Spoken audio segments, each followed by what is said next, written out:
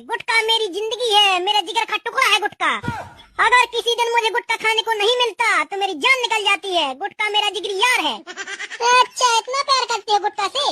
हाँ, हम मर्दों की पहली पसंद गुटखा है। गुटखा खाने से हमें ताकत मिलती है, प्रोटीन मिलता है, काम करने में मन लगता है। गुटखा के बिना हमारी जिंदगी अधूरी है, अधूरी है, अधूरी। तुम्हें आज एक चीज चुननी होगी, मुझे या गुटखा को। बताओ किसको चुनोगे? ये भी कोई बोलने वाली बात है? गुटखा को चुनूंगा। और मुझे?